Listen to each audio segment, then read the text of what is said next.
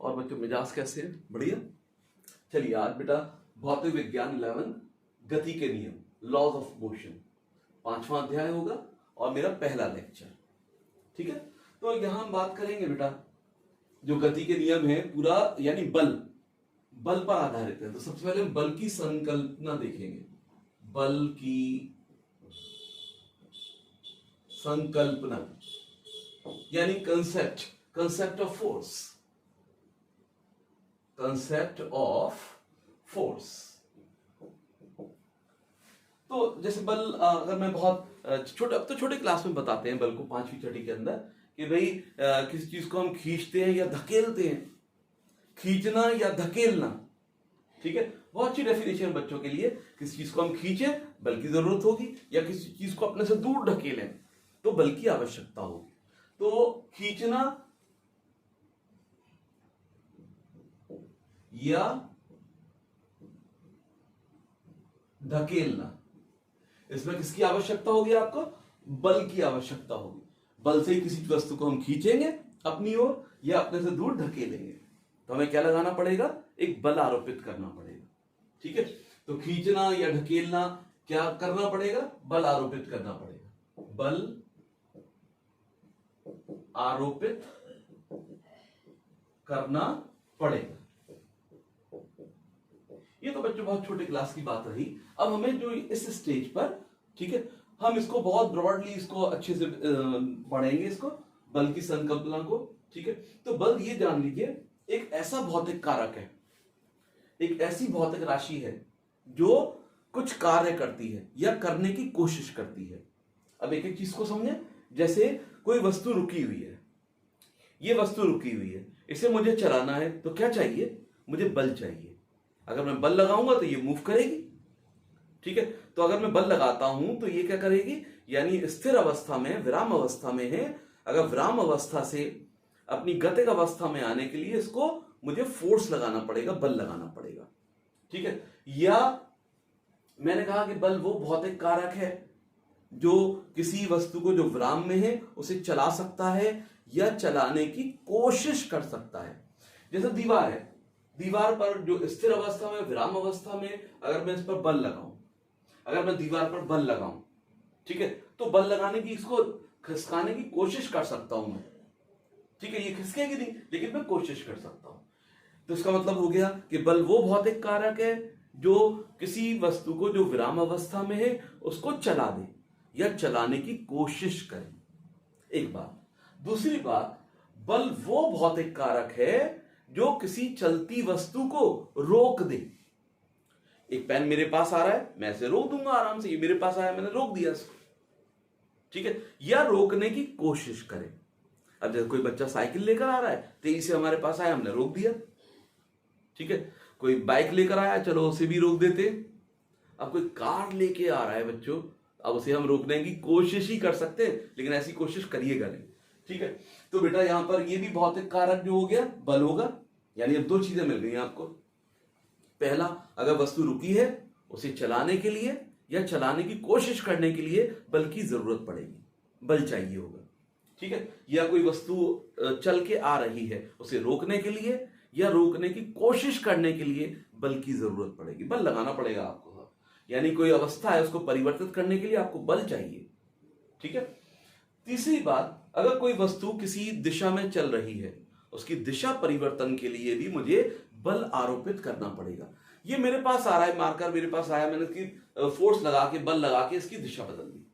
जैसे हम क्रिकेट खेलते हैं, ठीक है, बॉल हमारे पास इस दिशा में आ रही है हमारी ओर, हम बल्ले से उसकी दिशा परिवर्तित कर देते हैं। कभी ऑफ पे लगा देते हैं, कभी ऑन लेग साइड पे लगा देते हैं, कभी लेग ऑफ कर देते हैं, कभी हुक कर देते हैं, ऊपर कर देते हैं। उसकी दिशा क्या कर देंगे? बदल देंगे। तो दिशा बदलने के लिए क्या चाहिए होगा? बल चाहिए होगा। चौथी बात कि भाई बल वो भौतिक कारक है जो किसी वस्तु के आकार को बदल देगा या बदलने की कोशिश करेगा। एक चौक है मेरे पास, चौक पर मैंने बल लगाया तो उसका आकार बदल गया, टूट टाट गई, वो भुरभुरी सी हो गई, टूट गई। ठीक है, चूरा बन गया। लेकिन अब मैं पेन पे ऐसे थोड़ी कर सकता हूं मैं, लेकिन मैं कोशिश कर सकता हूं। तो चार बातें बच्चों जो हमें बल की संकल्पना के बारे में बताती हैं। तो बल वह भौतिक कारक है जो निम्न या जो परिवर्तित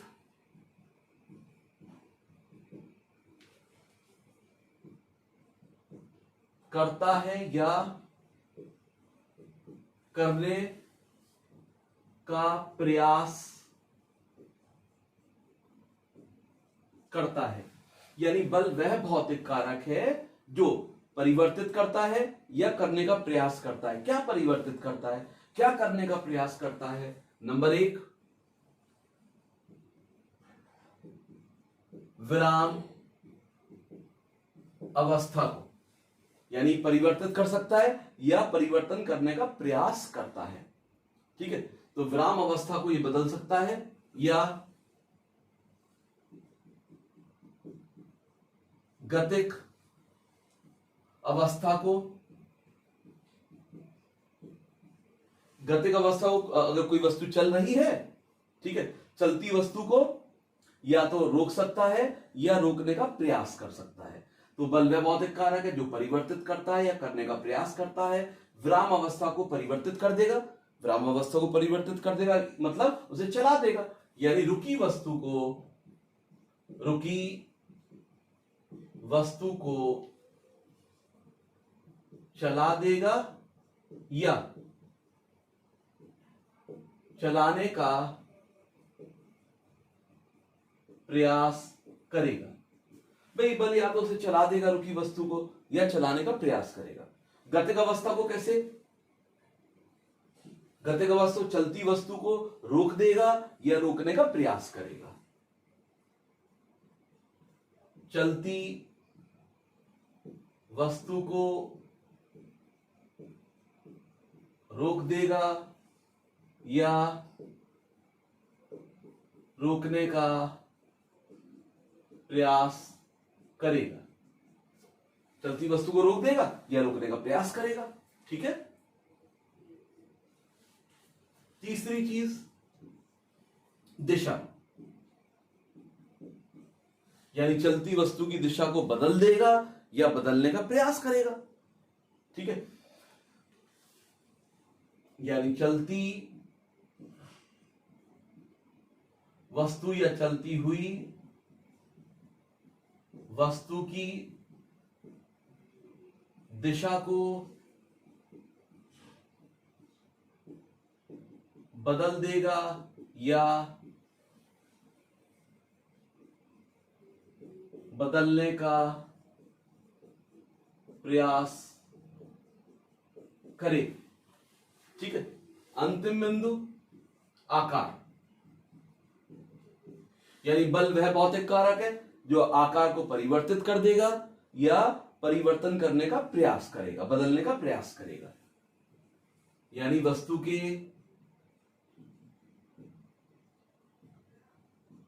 आकार को बदल देगा या बदलने का प्रयास करेगा। यानी वस्तु के आकार को बदल देगा या बदलने का प्रयास करेगा। तो ये बच्चों बल की संकल्पना, कंसेप्ट होती है। तो बल वह भौतिक कारक है जो रुकी वस्तु को चला देगा या चलाने का प्रयास करेगा। बल वह भौतिक कारक है जो चलती वस्तु को रोक देगा या रोकने का प्रयास करेगा। बल वह भौतिक कारक है जो चलती हुई वस्तु की दिशा को बदल देगा या बदलने का प्रयास करेगा। ठीक है, तो अंतिम बिंदु, बल वह भौतिक कारक है जो वस्तु के आकार को बदल देगा या बदलने का प्रयास करेगा। ठीक है, तो इस तरीके से बेटा हम बल के बारे में बता सकते हैं। अब बल को हम एक्सप्रेस कैसे करेंगे? भाई बल को हम लिखेंगे कैसे, नापेंगे किस यूनिट में, किस इकाई में। ठीक है, तो इसकी हम एसआई यूनिट की बात कर लें। एक चीज और बता दें यहां पर, हालांकि मैं जब न्यूटन का द्वितीय नियम बताऊंगा, न्यूटन के 3 नियम बताएंगे गति के नियम, न्यूटन ने 3 नियम दिए हैं। ठीक है, उसमें हम ये भी बताएंगे कि भाई F is equal to m a, लेकिन चूंकि अब मैं यूनिट बताने जा रहा हूं तो उसको मैं यहां पर लिख देता हूं। ठीक है, अगर मैं इसको गणितीय रूप देना चाहता हूं, बल को मैं F से लिखता हूं। F ये बराबर होता है द्रव्यमान यानी m गुणा वस्तु में उत्पन्न त्वरण A। यानी अगर किसी वस्तु पर, ये वस्तु है जिसका द्रव्यमान m है, F बल लगाया गया, एक F बल लगाया गया वस्तु पर, अब वस्तु ने चलना चालू कर दिया, यानी इसमें त्वरण उत्पन्न हो गया। जो त्वरण उत्पन्न हुआ, त्वरण बराबर A। ठीक है, तो F बराबर एम ए होता है, F बराबर मां। ठीक है, तो F किसके बराबर हो गया, मां के बराबर हो गया, एम ए।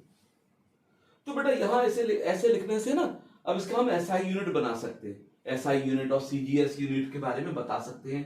एसआई इकाई क्या है, या सीजीएस में इसे किसमें नापा जाता है, तो स्क्रीनशॉट ले लेंगे।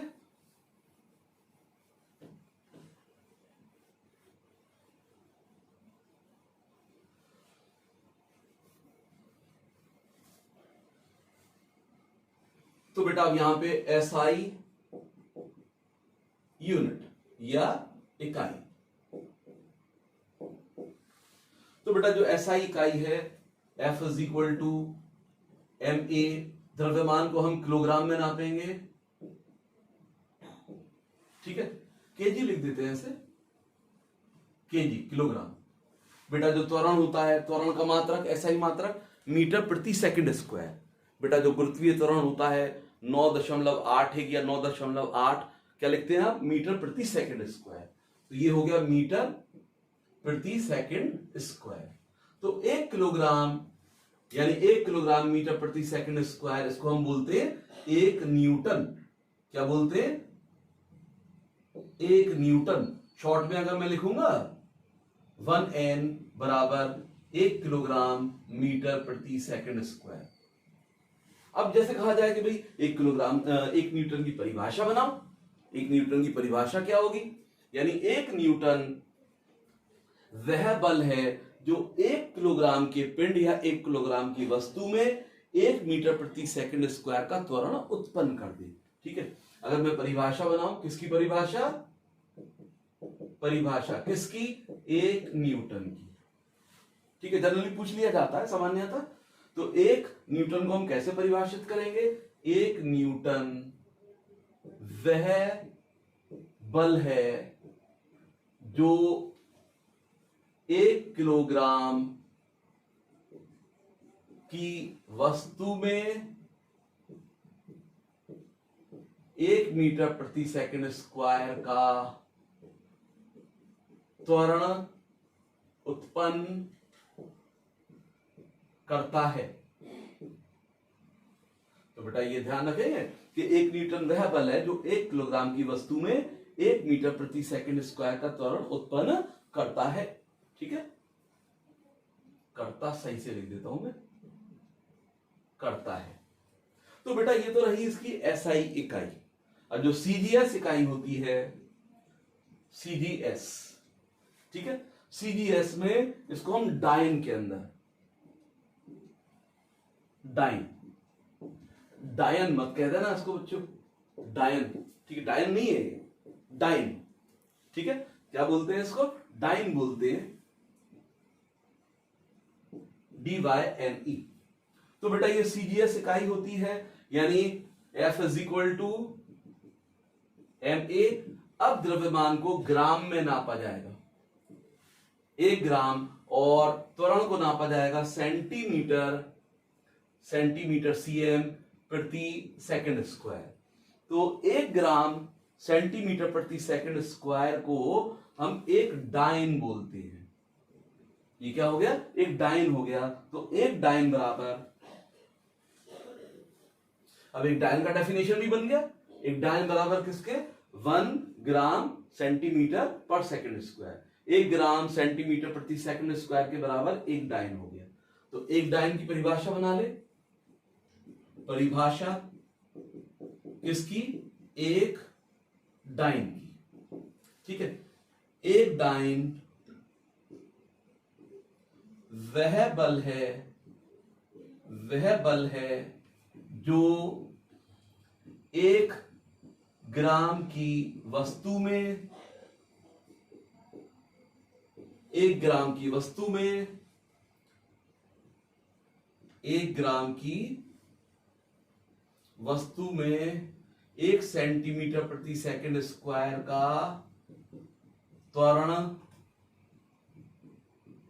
उत्पन्न करता है। तो बच्चों वन डायन का क्या डेफिनेशन, परिभाषा बन गया कि वन डायन वह बल है जो 1 ग्राम की वस्तु में 1 सेंटीमीटर प्रति सेकंड स्क्वायर का त्वरण उत्पन्न करता है। ठीक है, ये ध्यान रखेंगे। अब आपस में संबंध क्या होता है, ठीक है, संबंध देखिए कि भाई 1 न्यूटन में कितने डायन होते हैं।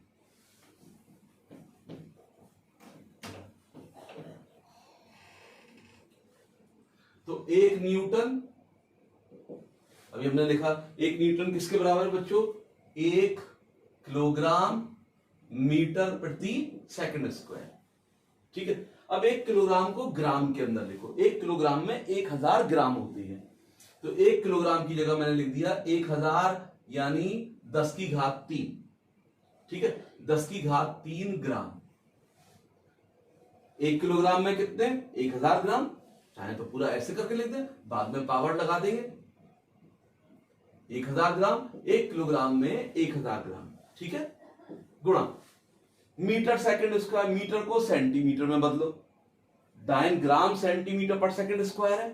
ठीक है, 1 न्यूटन है 1 किलोग्राम मीटर प्रति सेकंड स्क्वायर। किलोग्राम को ग्राम में लिखा 1000 करके, 1 मीटर को लिखा 100 सेंटीमीटर प्रति सेकंड स्क्वायर। अब बेटा यहां पे आप पूरे गिन लो, 1 2 3 4 5, तो 5 का मतलब 10 पे घात 5 ग्राम सेंटीमीटर पर सेकंड स्क्वायर। अब आप देख रहे हैं कि भाई 1 ग्राम सेंटीमीटर प्रति सेकंड स्क्वायर, 1 ग्राम सेंटीमीटर प्रति सेकंड स्क्वायर किसके बराबर है, 1 डायन के बराबर है। तो इतना पार्ट 1 डायन के बराबर हो गया, 10 की घात 5 डायन। तो 1 न्यूटन में बच्चों 10 की घात 5 डायन के बराबर होता है। 1 न्यूटन किसके बराबर है, कितने डायन के बराबर है, 10 की घात 5, 1 लाख डायन के बराबर है। 1 न्यूटन 1 लाख डायनों के बराबर है, ये मतलब हो गया। ठीक है,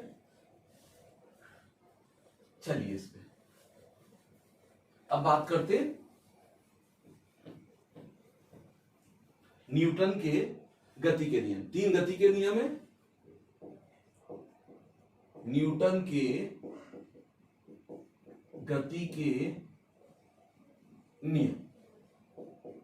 नियम 1 जानते हैं, आप छोटे क्लास में ही पढ़ते हैं, अगर कोई वस्तु विराम अवस्था में है तो विराम अवस्था में ही रहेगी। यह वस्तु एक सीधी रेखा में एक समान वेग से चल रही है तो वैसे ही चलती रहेगी जब तक कि उस पर कोई बाह्य बल आरोपित ना किया जाए। यदि एक वस्तु विराम अवस्था में है तो वह विराम अवस्था में ही रहेगी तथा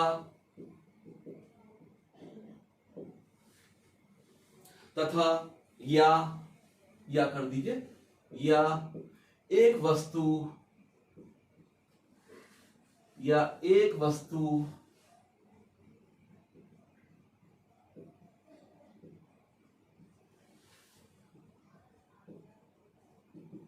सीधी रेखा में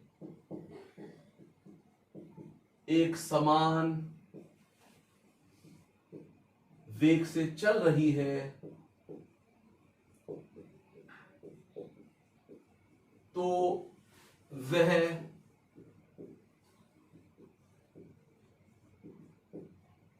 सीधी रेखा में उसी वेग से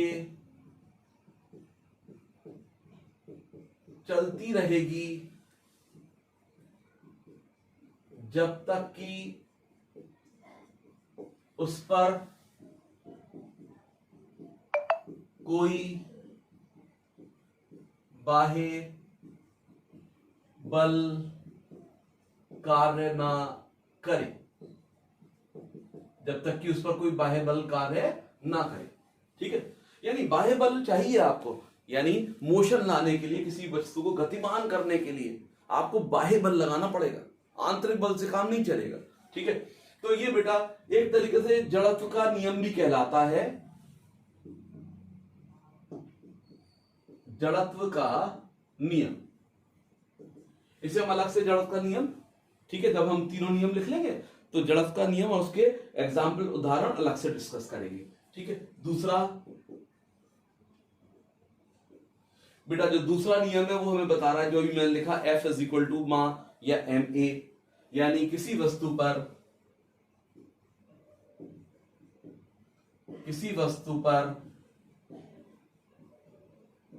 लगने वाला बल वस्तु के द्रव्यमान तथा उत्पन्न त्वरण के गुणनफल के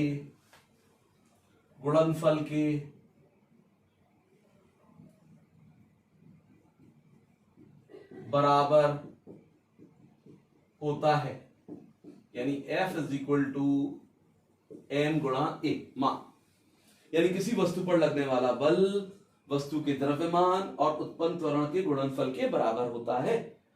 बल F हो गया, द्रव्यमान m हो गया, त्वरण उत्पन्न त्वरण a हो गया, तो इनका गुणनफल ma किसके बराबर, बल के बराबर। तीसरा, अगर किसी वस्तु पर हम बल लगाएं तो वस्तु भी हमारे ऊपर उतना ही विपरीत दिशा में बल लगाती है, क्रिया प्रतिक्रिया का नियम। ठीक है, तो जो क्रिया होती है उसकी विपरीत दिशा में बराबर और उसकी विपरीत दिशा में प्रतिक्रिया होती है। प्रत्येक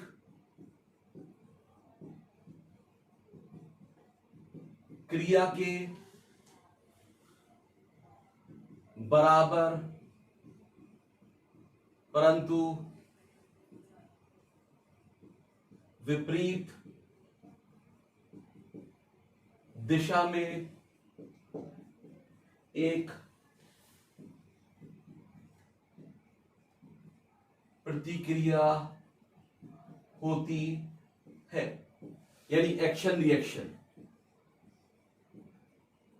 एक्शन रिएक्शन का नियम हो गया, यानी एक्शन होगा तो रिएक्शन होगा, क्रिया होगी तो प्रतिक्रिया होगी। ठीक है, तो बेटा यहां पे इस तरीके से हम न्यूटन के गति के नियम यहां बता सकते हैं। तो अब जैसे मैं यहां बात करूं कि भाई इन गति के नियमों से, यानी इनमें महत्व क्या क्या है, यानी इसका क्या खास महत्व है, ये बेटा हमें बता रहा है कि बल की आवश्यकता क्यों पड़ती है। यानी पहला नियम क्या बता रहा है, बल की आवश्यकता, यानी बल की आवश्यकता के बारे में बता रहा है कि बल क्यों चाहिए, बल की जरूरत क्यों पड़ी। ठीक है, पहला नियम बता रहा है। दूसरा नियम बता रहा है कि बल की परिभाषा क्या है, बल है क्या, F is equal to m, ये क्या बता रहा है, परिभाषा, बल की परिभाषा क्या है। और तीसरा नियम ये बता रहा है कि बल की प्रकृति क्या है। बहुत इंपॉर्टेंट बात है बेटा, बल की प्रकृति, यानी कभी भी एक सिंगल, ठीक है, एक एकल बल मौजूद नहीं होगा, एकल बल हो ही नहीं सकता नेचर में, प्रकृति में, कि खाली मैं एक बल लगा दूं और उसकी प्रतिक्रिया ना मिले। ठीक है, एकल बल पॉसिबल, संभव नहीं होता है प्रकृति में। तो ये एक तरीके से ये क्या बता रहा है, बल की प्रकृति बता रहा है, बल की, यानी बल का नेचर, फोर्स का नेचर, बल की प्रकृति। तो ध्यान रखेंगे बेटा, ये इसका इंपॉर्टेंस है।